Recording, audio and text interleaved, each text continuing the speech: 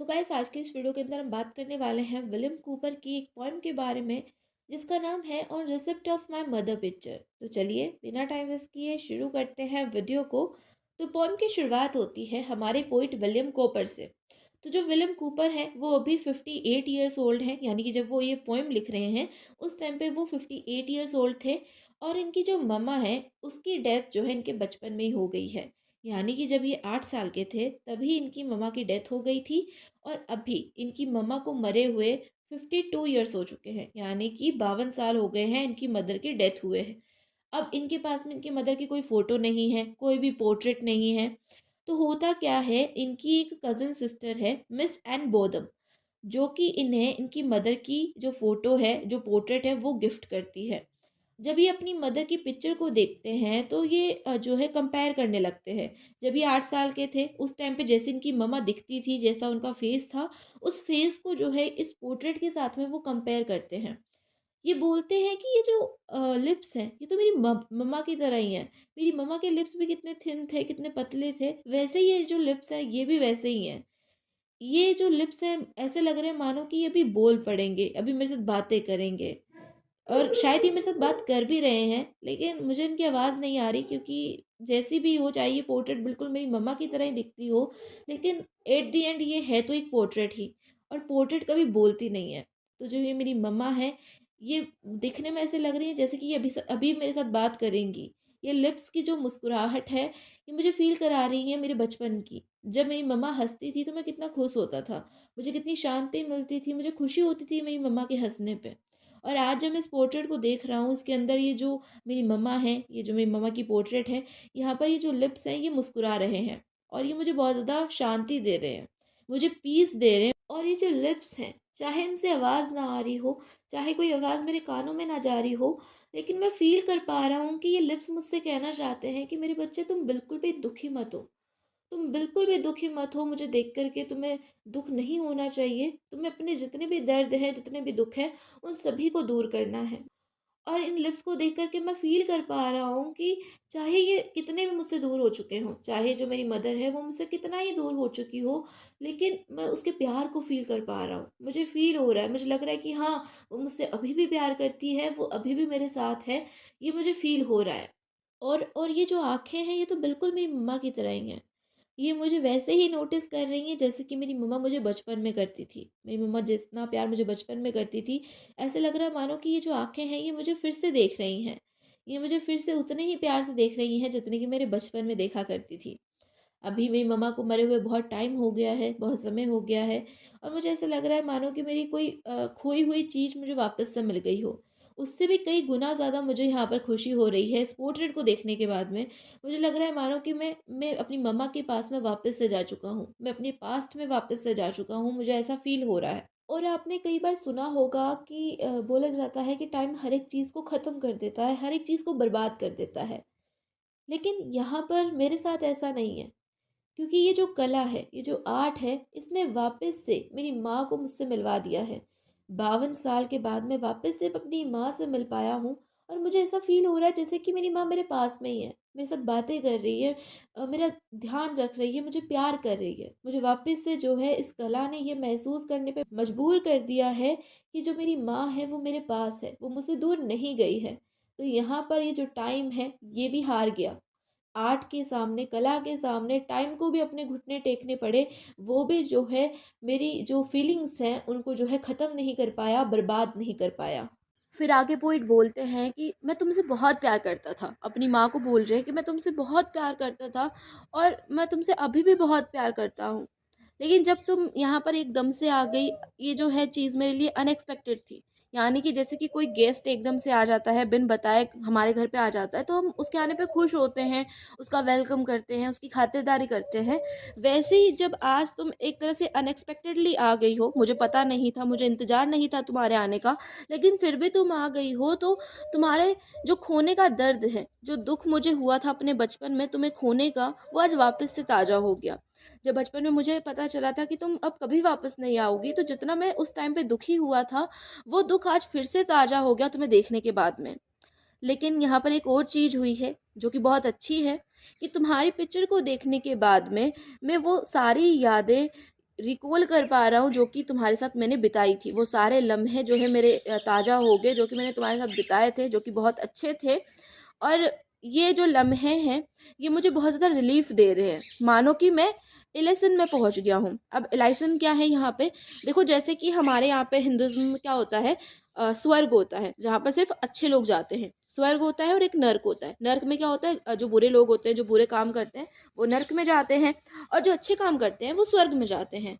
तो Greek mythology में क्या होता है, जो एलिसन है, वो एक ऐसी जगह है जहाँ पर अच्छे लोग जाते हैं। जैसे कि हमारे यहाँ स्वर्ग होता है, वहाँ पर क्या होता है, एलिसन होता है। तो पोइट बोलते हैं कि जब मैं तुम्हारी सारी ही यादें याद कर पा रहा हूँ, तो मुझे लगता है कि मुझे इतनी रिलीफ मिल गई है, मुझे इतनी ज़्यादा शांति मिल गई है, जैसे कि मैं कहाँ पहुँच गया हूँ, एलिसन में पहुँच गया हूँ। एलिसन में क्या होता है, सिर्फ सुख होता है।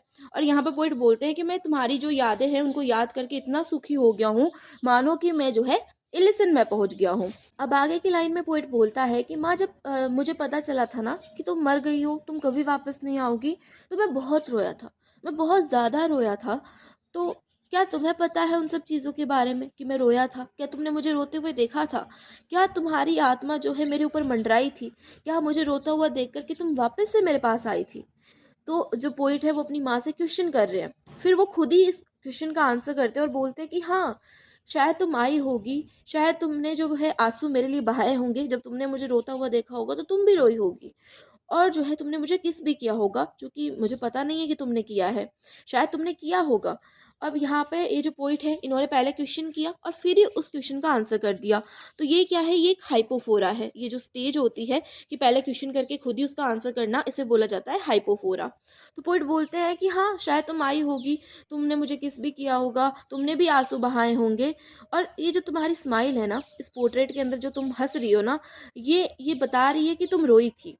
तुम जो है हाँ में सिर हिला रही हो, तुम्हारी जो स्माइल है वो बता रही है कि हाँ, मैं रोई थी। जब तुम रो रहे थे तो मैं भी रोई थी, अगर तुम्हें किस भी किया था, ये जो तुम्हारी स्माइल है ये मुझे बता रही है।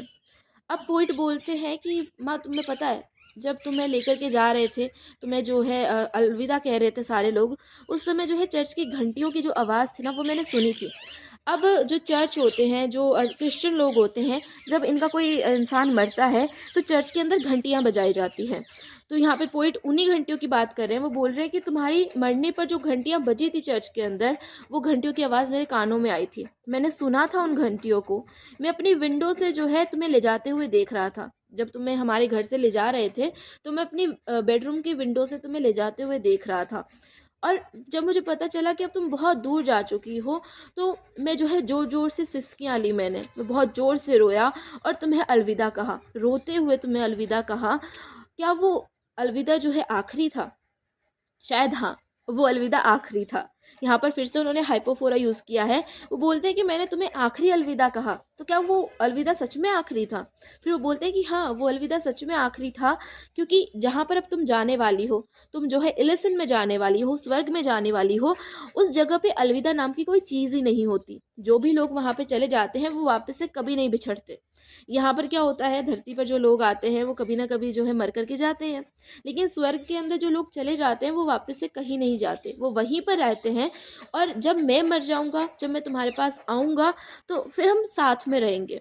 हम वहाँ पर साथ में रहेंगे इलिसन के अंदर, और मैं कभी तुम्हें अलविदा नहीं कहूँगा। तो ये जो धरती के ऊपर मैंने तुम्हें आखिरी अलविदा कहा था, ये हमेशा के लिए आखिरी था, क्योंकि जब मैं मर जाऊंगा तो मैं तुम्हारे पास आऊंगा, और कोई भी अलविदा मैं तुम्हें नहीं कहूँगा।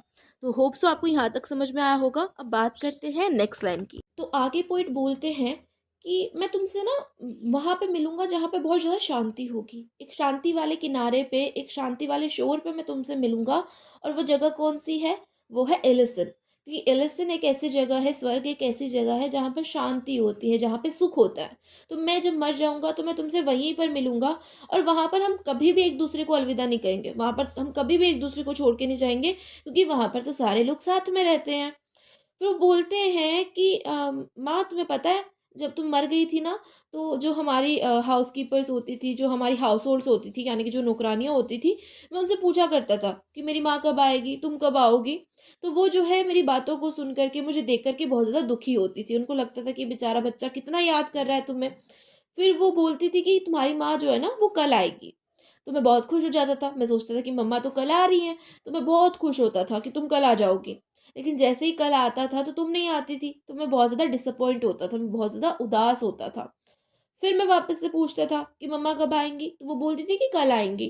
तो वो हमेशा जो है कल के नाम पे मुझे टाल देती थी, हमेशा जो है मुझे कल के नाम पे छल लेती थी, हमेशा बोलती थी कि तुम कल आओगी और वो जो कल था वो कभी आया ही नहीं। मतलब कभी भी तुम जो है उस कल में नहीं आई, मैं तुम्हारा हमेशा इंतज़ार करता रहा और फिर मैं जब थोड़ा-सा बड़ा हो गया, जब तुम्हारी मौत को जो है टाइम हो गया, मतलब अब मान लो 6 महीने, 1 साल तक बच्चे को बोला जा रहा है कि तुम कल आओगी।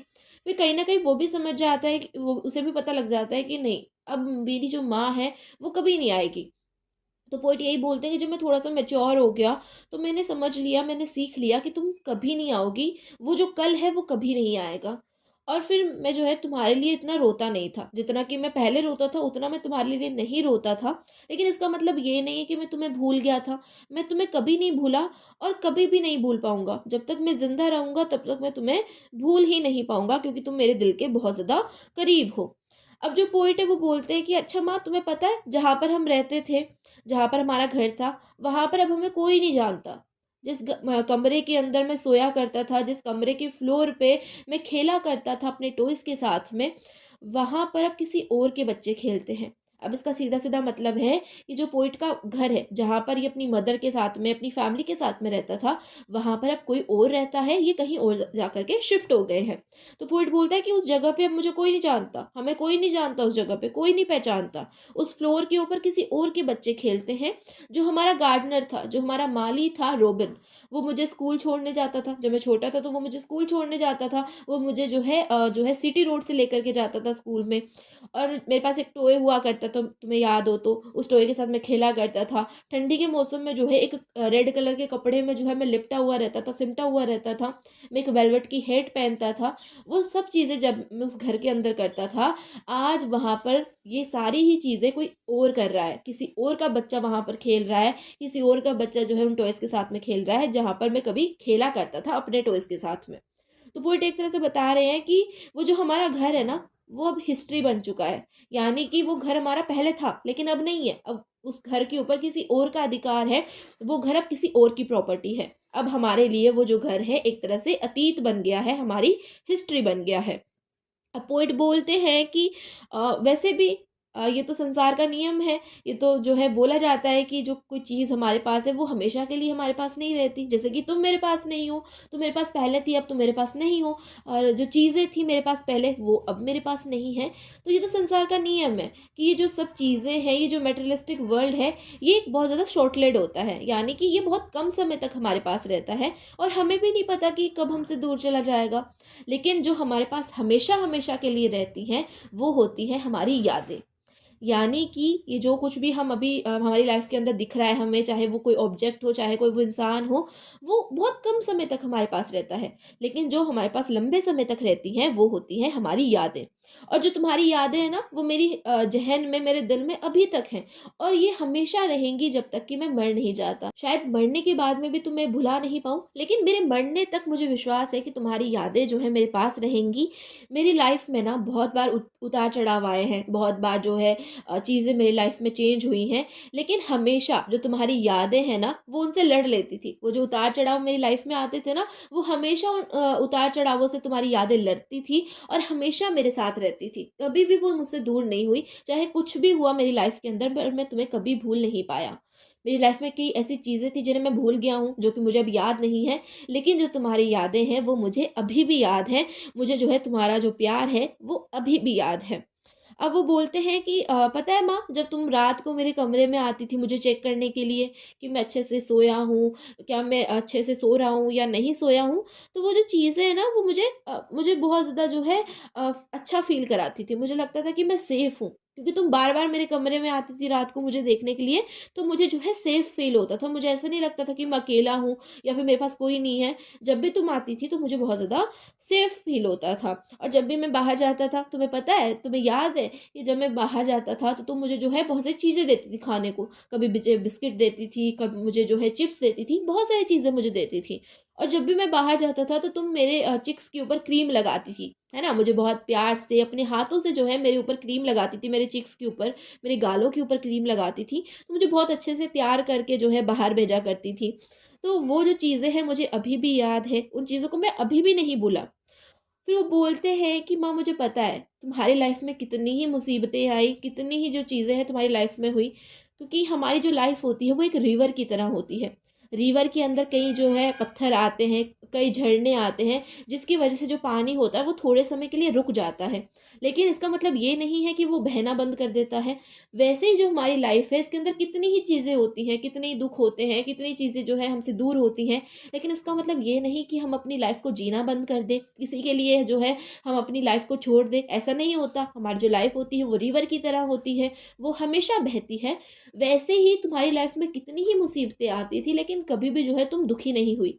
कभी भी जो है तुमने अपनी लाइफ को जीना नहीं छोड़ा। तुम हमेशा जो है हँसी-खुशी से रहती थी, हमेशा जो है तुम ह्यूमर को बीच में ले आती थी, तुम हँसती थी, मज़ाक करती थी, और कभी ऐसा फ़ील ही नहीं हुआ कि तुम बहुत दुखी हो या फिर जो है तुम्हें गुस्सा आ रहा है। ऐसा तो मुझे कभी फ़ील ही नहीं हुआ, क्योंकि तू हमेशा जो है खुश रहा करती थी, जो कि मुझे बहुत ज़्यादा अच्छा लगता था। फिर पोएट बोलते हैं कि ये जो चीज़ें हैं ना, जब तुम खुश रहती थी, वो चीज़ें मुझे अभी भी याद है, और शायद मेरे मरने तक मुझे याद रहेंगी, मैं कभी नहीं भूलूँगा। और इसीलिए जो है तुमने मुझे मजबूर कर दिया है कि मैं तुम्हारे लिए एक पोएम लिखूँ, एक सॉन्ग लिखूँ। चाहे ये जो पोएम है ये इतनी ज़्यादा अच्छी ना हो, चाहे दुनिया को ये जो पोएम है ये पसंद ना आए, लेकिन इस पोएम के अंदर ना एक सिंसियरिटी होगी। मतलब मेरे दिल से जो है ये मैंने पोएम लिखी है। यहाँ पर ये नहीं कि मैं कोई फ़ॉर्मेलिटी कर रहा हूँ या फिर फ़ेमस होने के लिए ये सब कर रहा हूँ। चाहे मैं फ़ेमस ना हूँ, चाहे जो है मुझे फ़ेम ना मिले, लोगों को मेरी पोएम पसंद ना आए, लेकिन जो भगवान ऊपर बैठा है ना, उसे ये जो पोएम है ये ज़रूर पसंद आएगी। क्योंकि उसे पता है कि मैंने अपने पूरे दिल से, अपने दिल से जो है मैंने इस पोएम को लिखा है। एक-एक जो शब्द है वो मैंने अपने दिल से लिखा है तुम्हारे लिए। तो चाहे दुनिया में जो है मैं फ़ेमस ना हूँ, चाहे इस पोएम के बारे में किसी और को पता ना चले, लेकिन जो भगवान ऊपर बैठा हुआ है ना, वो जो है मुझसे बिल्कुल भी नाराज़ नहीं होगा, क्योंकि उसे पता है कि जो पोएम है चाहे मैंने कैसी भी लिखी है, चाहे मैंने बहुत बेकार लिखी हो, लेकिन ये जो पोएम है ये मैंने पूरे दिल से लिखी है अपनी माँ के लिए। अब बात करते हैं नेक्स्ट लाइन की।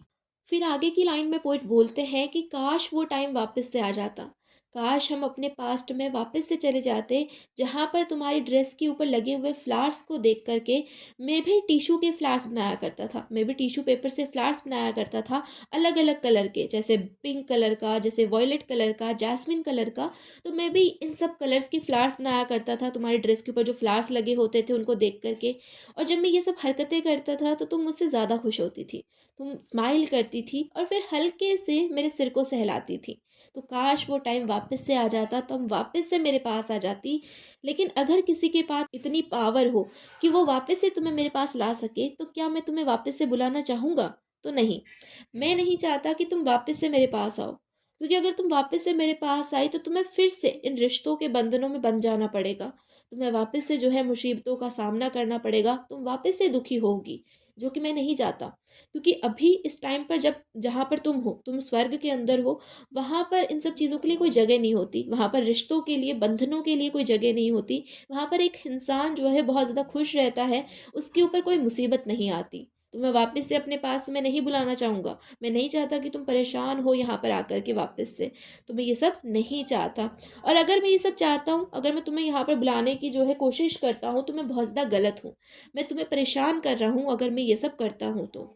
फिर वो बोलते हैं कि तुम जो हो ना, मेरे लिए एक एल्बियन से निकले हुए उस बहादुर जहाज की तरह हो, जो कि एक ऐसे बंदरगाह पे पहुंच गया है, एक ऐसे आइसलैंड पे पहुंच गया है, जहां पर हर एक चीज़ बहुत ज़्यादा अच्छी है, जहां पर जो है कोई भी बुरी चीज़ नहीं है, कोई भी मुसीबत नहीं है। अब यहाँ पे पोइट बोलते हैं कि जो मेरी माँ है, वो इन ज़िंदगी की जितनी भी मुसीबतें हैं, इन सभी को पार करके एक ऐसे बंदरगाह पे, एक ऐसी जगह पे पहुंच गई है जहां पर उनको सिर्फ खुशियाँ मिलती हैं। यानी कि अब उनकी माँ जो है वो मर गई हैं, उनकी जो लाइफ की सारी मुसीबतें थी वो तो ख़त्म हो गई। अब वो कहाँ पे चली गई हैं? स्वर्ग में चली गई हैं, जहाँ पर मुसीबतों के लिए कोई जगह ही नहीं होती, जहाँ पर हर एक इंसान बहुत ज़्यादा खुश होता है। तो यहाँ पर वो अपनी माँ को कंपेयर कर रहे हैं एक जहाज के साथ में। अब उन्होंने एल्बियन शब्द का यूज़ किया है, तो एल्बियन बोला गया है इंग्लैंड को। इंग्लैंड को पुराने समय में क्या बोला जाता था? एल्बियन बोला जाता था। तो यहाँ पे पोइट बोलते हैं कि मेरे लिए तो तुम एल्बियन से निकले हुए एक ऐसे बहादुर जहाज की तरह हो, जिसने सारे ही तूफानों को क्रॉस कर लिया है, और वो एक आइलैंड पे पहुंच गया है, एक बंदरगाह पे पहुंच गया है, जहाँ पर हर एक चीज़ मौजूद है। एक इंसान को जो कुछ भी चाहिए होता है, वो सब उस बंदरगाह पे मौजूद है, उस आइलैंड पे मौजूद है।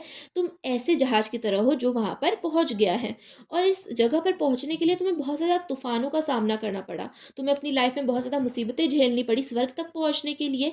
वैसे ही इस जगह पर, इस बंदरगाह पर पहुँचने के लिए तुम्हें बहुत ज़्यादा तूफ़ानों का सामना करना पड़ा। तुम्हें बहुत सारी चीज़ों को देखना पड़ा, बहुत सारी मुसीबतें तुम्हारे ऊपर आई। लेकिन एंड में तुम जो है एक अच्छी जगह पे जा कर के पहुँच गई हो, जहाँ पर बहुत ज़्यादा शांति है, और तुम उस जहाज की तरह जो शांति से उस पानी पर खड़ा है, जिसकी शैडो पानी के अंदर क्लियरली दिखाई दे रही है, उस जहाज की तरह तुम भी जो है एक क्लियर जगह पे पहुँच गई हो, स्वर्ग में पहुँच गई हो। फिर वो बोलते हैं कि तुम्हारी जो खुशबू है, तुम्हारे आस-पास जो हवा की खुशबू है, वो बहुत ज़्यादा सुकून देती है। तुम अब जो है स्वर्ग में पहुँच गई हो, जहाँ पर कोई तूफ़ान तुम्हें डरा नहीं सकता, जहाँ पर कोई लहरें तुम्हें जो है डरा नहीं सकती। तो तुम जो है हर एक चीज़ को पार करके एक अच्छी जगह पे पहुँच गई हो, और उस अच्छी जगह में पूरी हवा में जो है बहुत ज़्यादा खुशबू है, वहाँ पर बहुत ज़्यादा खुशी तुम्हें मिलती है। तुम्हारे साथ में तुम्हारे पति भी थे। अब यहाँ पे जो पोएट हैं वो बोलते हैं कि मेरे फादर भी तुम्हारे साथ गए थे। जब तुम इस बंदरगाह पर जा रही थी जहाज में बैठ कर के, तो मेरे जो पिता हैं, मेरे जो फादर हैं, वो भी तुम्हारे साथ ही थे। वो भी जो है डायरेक्शन बता रहे थे जहाज को, वो भी जो है तुम्हारे साथ चल रहे थे। तुम्हारी हर एक मुसीबत को, हर एक तूफ़ान को तुम्हारे साथ मिल कर के झेल रहे थे, और तुम दोनों अब जो है एक ऐसी जगह पे पहुँच गए हो, जहाँ पर अब तुम्हें सिर्फ़ रेस्ट करना है, जहाँ पर तुम्हें कोई काम नहीं करना, जहाँ पर कोई भी मुसीबत तुम्हारे ऊपर नहीं आएगी। ऐसी जगह पर तुम दोनों पहुँच गए हो। लेकिन मैं अभी भी उस तट के ऊपर खड़ा हूँ, इंग्लैंड के उस तट के ऊपर खड़ा हूँ जहाँ से तुम निकली थी। मैं अभी भी वहीं पे खड़ा हूँ, यानी कि अभी भी मेरी मौत नहीं हुई है। मैं भी चाहता हूँ कि मैं तुम्हारी तरह ही स्वर्ग में खुश रहूँ, लेकिन क्या करूँ, मेरी तो मौत ही नहीं हो रही। मेरी लाइफ में कितनी ही मुसीबतें आती हैं जब मुझे लगता है कि हाँ, अब तो जो है लाइफ ख़त्म होने वाली है, अब तो मैं तुम्हारे पास आ जाऊँगा। मेरी ज़िंदगी जो मुसीबतें हैं ना, उन्होंने मुझे थका दिया है। मेरी ज़िंदगी की अब कोई दिशा नहीं रही। मुझे नहीं पता कि मुझे आगे क्या करना है। मेरी ज़िंदगी में शांति आती ही नहीं है। मुसीबतें मुझे कहीं और फेंक देती हैं। जब मुझे विचार आता है कि आप दोनों सेफ़ हैं, तो मुझे बहुत खुशी होती है। मैं एक राजा-महाराजा के ख़ानदान से हूँ, इस बात का मुझे कोई घमंड नहीं है। क्योंकि मुझे पता है कि जो मेरे पेरेंट्स हैं, वो भी मुझसे दूर चले गए हैं। वो भी जो है मर गए हैं, और मैं भी एक दिन मर जाऊँगा। तो इससे कोई फ़र्क नहीं पड़ता कि मैं कौन से ख़ानदान से हूँ, किस जगह से मैं बिलॉन्ग करता हूँ, क्योंकि अंत में तो मुझे जो है तुम्हारे पास ही आना है, अंत में तो जो है हम सभी को मर जाना है। तो इस बात का घमंड क्यों करना कि हम राजा-महाराजा के ख़ानदान से हैं, क्योंकि एक राजा-महाराजा भी जो है मरता है, और एक आम आदमी भी मरता है, और ये जो समय होता है ना, ये अपने रास्ते पर ही चलता है। ये कभी भी जो है अपने रास्ते से दूर नहीं होता। मेरी इच्छा थी कि मैं वापस से अपने अतीत में जा पाऊँ, लेकिन वो इच्छा भी पूरी हो गई। बिना समय को पलटे हुए मेरी वो जो इच्छा है वो पूरी हो गई। मैंने समय को वापस नहीं किया, मैंने समय को वापस अतीत में नहीं भेजा।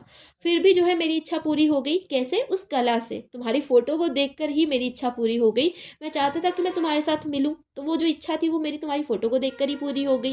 मैंने तुम्हारी फ़ोटो को देखकर ही इमेजिन कर लिया कि मैं तुम्हारे साथ हूँ। मेरा बचपन जो है मैंने इमेजिन कर लिया। मैंने उन यादों को जो है अपने पास वापस से बुला लिया जो कि मेरी थी। और ये जो इमेजिनेशन होती है, ये जो कल्पना होती है, इसके जो पंख होते हैं, इसके जो विंग्स होते हैं, वो एकदम फ्री होते हैं। कोई भी पैसा नहीं लगता, इमेजिन करने का कोई पैसा नहीं लगता, इमेजिन करने के लिए कोई तुम्हें मना नहीं करता। तुम जितना चाहो इमेजिन कर सकते हो, और मैंने भी जो है तुम्हारी इस पिक्चर को देख कर के तुम्हें इमेजिन कर लिया। अब यहाँ पे पोएट बोलते हैं कि अब अलविदा कहने का समय आ गया है। अब मुझे जो है अलविदा कहना है तुम्हें। मैंने टाइम को पीछे तो नहीं किया, लेकिन फिर भी तुम्हारे साथ जो है टाइम स्पेंड कर लिया। फिर वो बोलते हैं कि ये जो टाइम है ना, ये सक्सेसफुल तो हो गया। तुम्हें मुझसे छीनने में सक्सेसफुल तो हो गया, लेकिन सिर्फ़ आधा सक्सेसफुल हुआ। क्योंकि इसने तुम्हें मुझसे छीन लिया, लेकिन तुम्हारी यादों को ये मुझसे छीन नहीं पाया। बोला जाता है ना कि टाइम जो है हर एक चीज़ को ख़त्म कर देता है, बर्बाद कर देता है, हर एक चीज़ को छीन लेता है। तो पोएट यही बोलते हैं कि जो टाइम है ना, ये आधा ही सक्सेसफुल हुआ है। क्योंकि इसने तुम्हें तो मुझसे छीन लिया, लेकिन तुम्हारी यादों को ये मुझसे छीन नहीं पाया, और कभी भी नहीं छीन पाएगा, क्योंकि इसके अंदर इतनी ताकत ही नहीं है। तो यहाँ पर आपकी जो ये पोएम है ये कंप्लीट होती है। होप सो आपको मेरा एक्सप्लेनेशन समझ में आया होगा। ये वीडियो अच्छी लगी होगी। अगर वीडियो अच्छी लगी है तो यार वीडियो को लाइक कर देना, चैनल को सब्सक्राइब कर लेना। इतनी कंजूसी क्यों करते हो भाई? ठीक है? तो चैनल को सब्सक्राइब कर लेना, और अपने फ्रेंड्स के साथ इस वीडियो को शेयर भी कर देना। अगर आपको किसी और टॉपिक पे वीडियो चाहिए तो आप मुझे कमेंट सेक्शन में बता सकते हैं। मैं उस टॉपिक पे वीडियो ज़रूर से बनाऊँगी। तो बस मिलता है नेक्स्ट वीडियो में, तब तक के लिए bye bye, take care, keep watching, keep learning, love you all.